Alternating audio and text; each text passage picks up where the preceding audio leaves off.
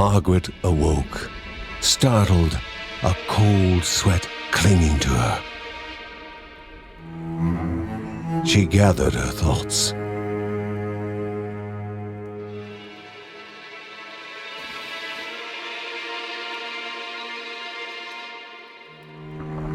Aged wood creaked, echoing through the quiet rooms.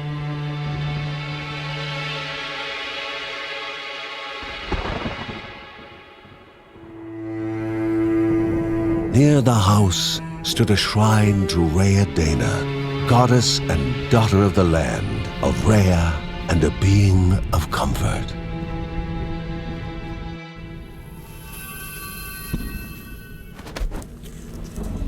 Margaret sought answers. But the goddess did not speak. There was only the faint whisper of something dark, something hungry.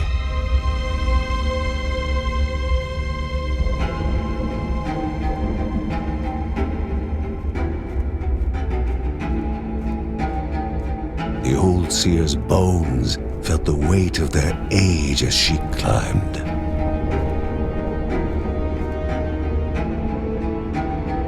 The only thought on her mind, has it begun again?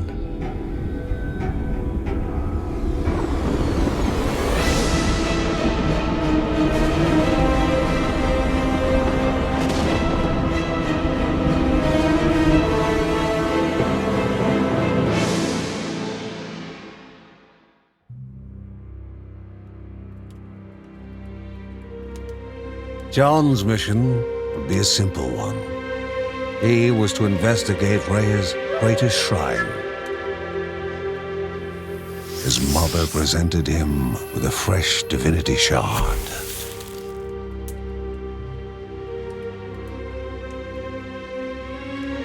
From his brother came a newly sharpened sword.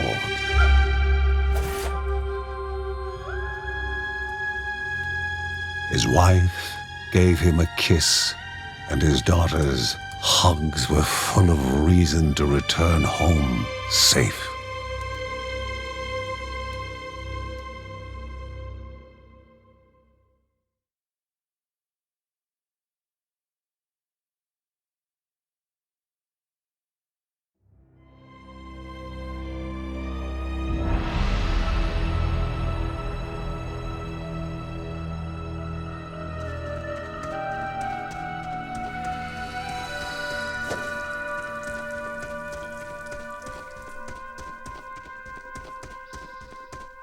Rhea, a land long forgotten, a place of unimaginable beauty.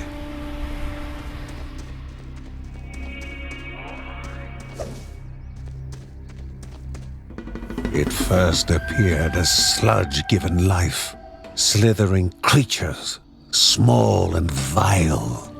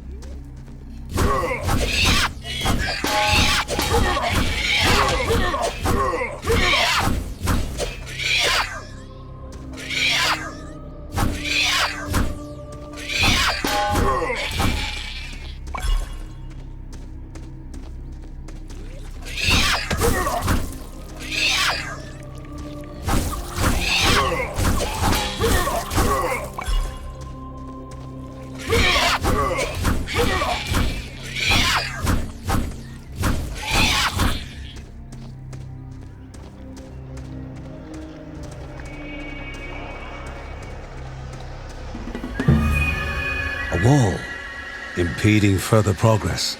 A battle was certain.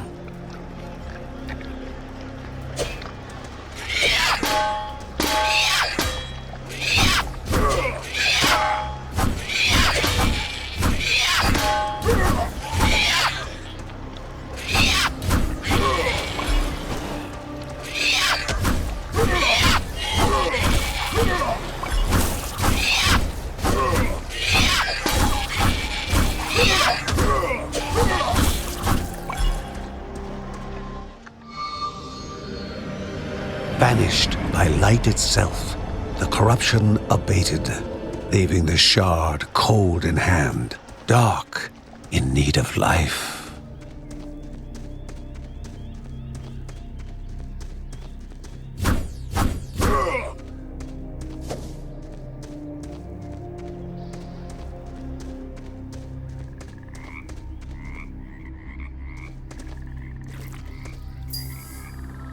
The shard grew warm, humming softly from the harnessed energy. The shard grew warm, humming softly from the harnessed energy. Before him was now one more dangerous than those that came before.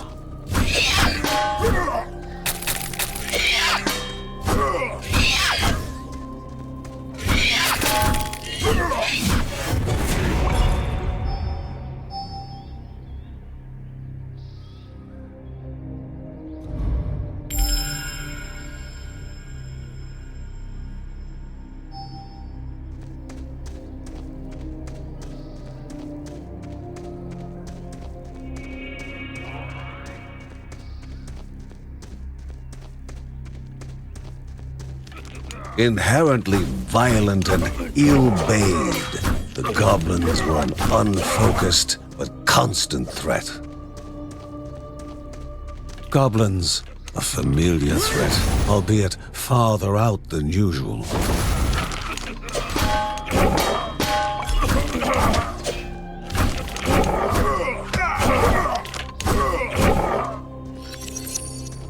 Magnificent, but dangerous, a land of love found and of love lost.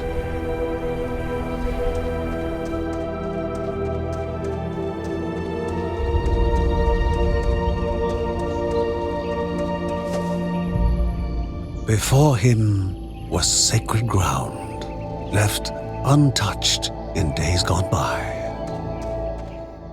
Remaining calm and collected, the shock of his heart-skipping beats was concealed in expert fashion.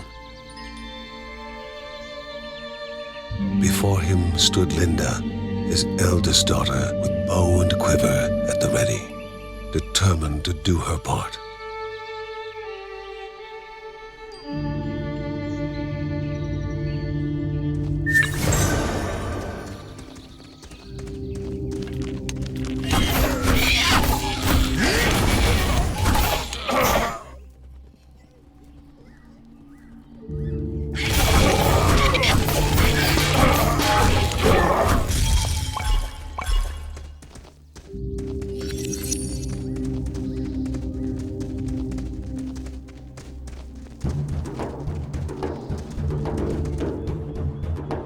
Before the Guardians were not beasts feeding, but monsters consuming, destroying others. They corrupted and distorted, creating even more hungry husks.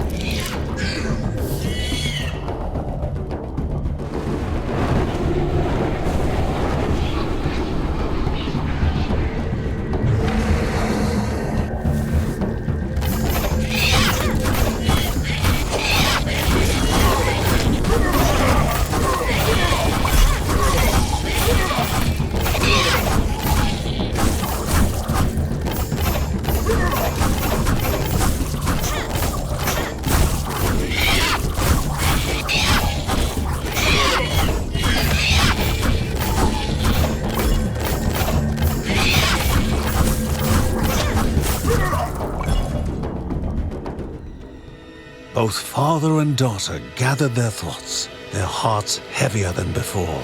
How would they explain what they had witnessed?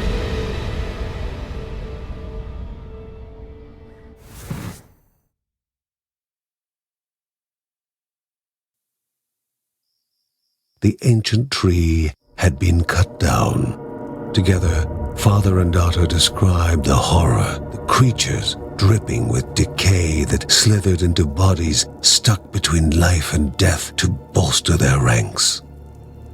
Grandma Margaret confirmed what they all feared. It was the corruption. a cruel entity spoken of only with hushed voices, an ocean of darkness that flowed from the top of Mount Morta. And the Bergsons' duty was to stand against this devouring deluge of death. Kevin was also eager to do his part in the family's fight, especially when his older brother Mark was off somewhere. He was as much a guardian of their mountain home as any of them. She stood. If they were to reach the summit and destroy this evil, as the Bergsons of old had done in the past, they would need the assistance of the sanctuary.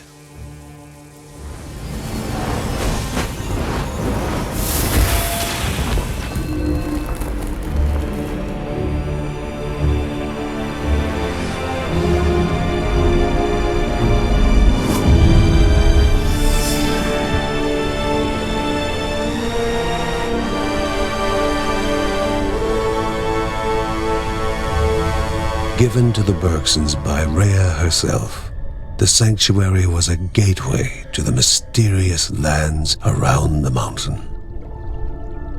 Margaret pointed to the huge crystal at the center of the den, revealing their next task: to activate it and open the way to the source of the corruption. And once Rhea's 3 spirits are gathered on the grounds, the only gate to the top of Mount Morta will open in this chamber. By himself, or with the assistance of those who loved him, John needed to gather the 3 spirits from their lands. Without them, he would not be able to stem the flow of the corruption. Halls of Anaidiah must be here, or she needs to be found.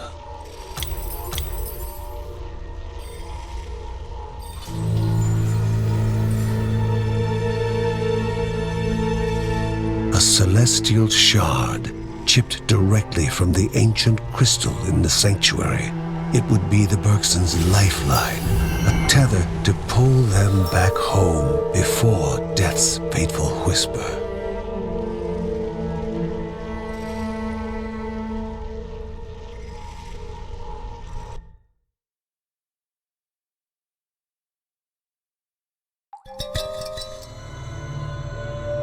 Filling the winding tunnels of the silk-covered caves, the acrid taste of poison lingered in the air. Spiders.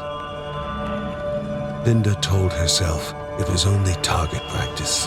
As she readied her bow, they must find the spirit deep within the caves.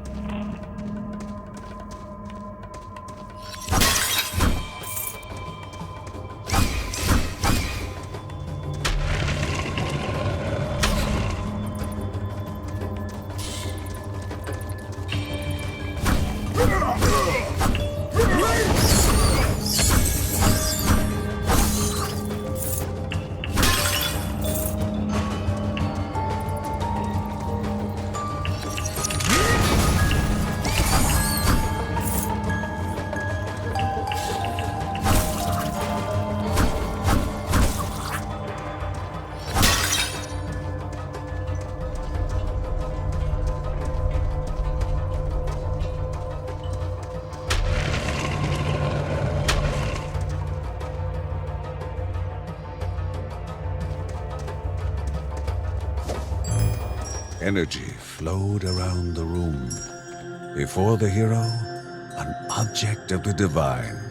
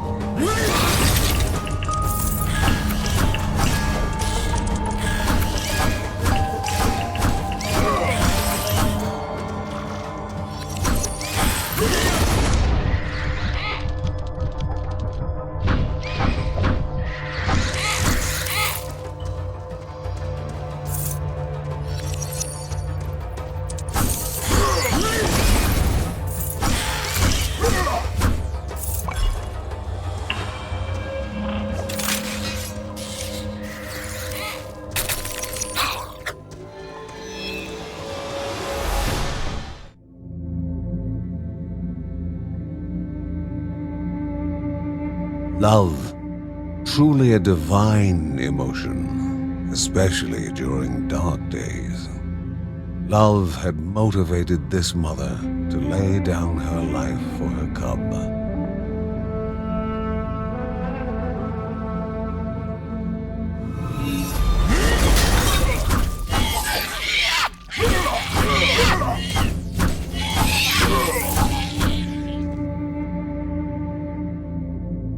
While love now compelled the young one to try and rouse her from eternal slumber. And it would be love welcoming the new orphan among the Bergsons.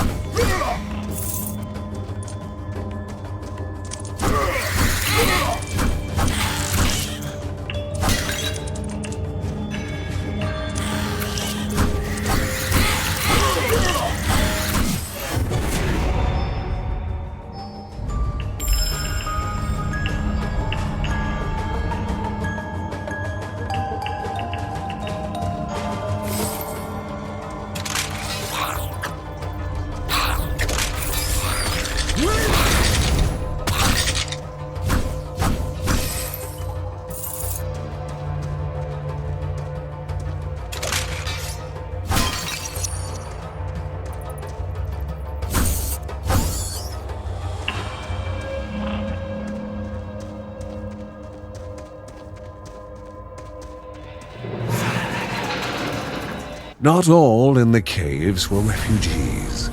Some were just traveling merchants stuck in a bind.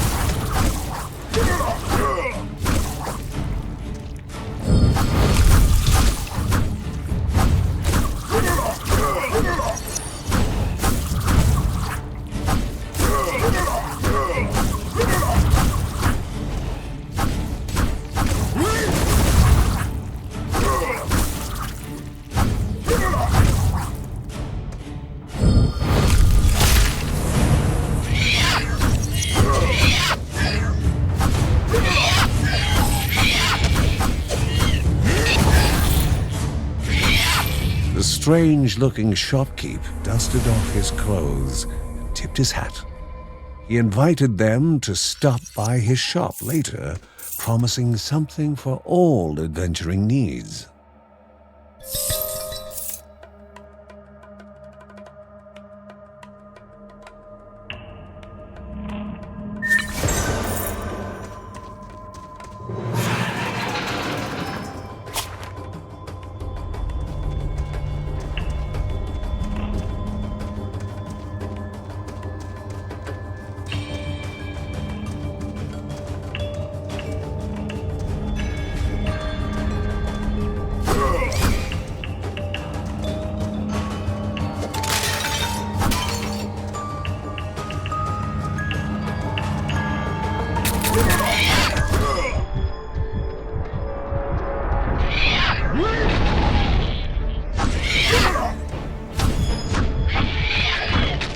The Bergson began to slip away, wondering if this was death.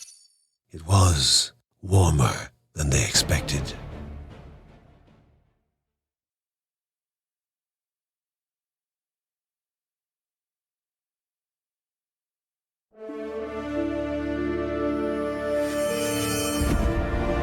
They gasped for air as the celestial shard brought them back, a sensation no hero could become accustomed to.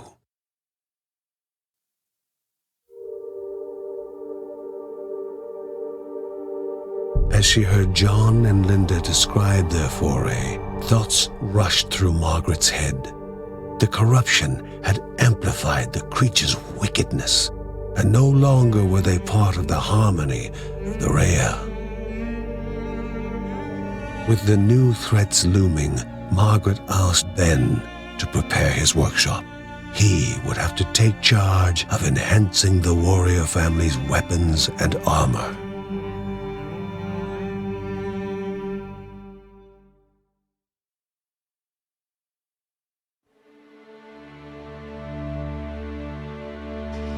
Although in the safety of the Bergsons' house, the young cub was not yet free from danger. Exhaustion racked the animal's body, its chest heaving for even the smallest of breaths. The family believed several plants found deep in the nearby caves, combined together, could serve to remedy the situation.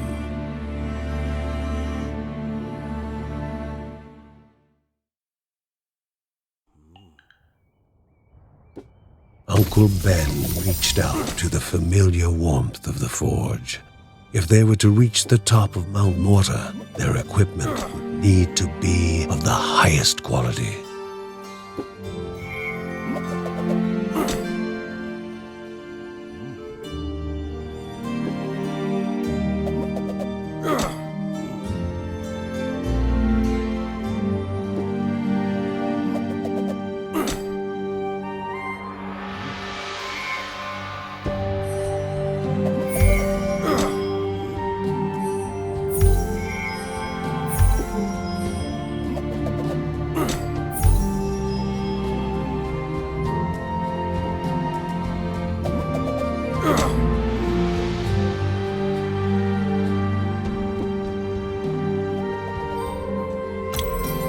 When light faded from the sky and most were fast asleep, Mary would write about her family, immortalizing them for future generations.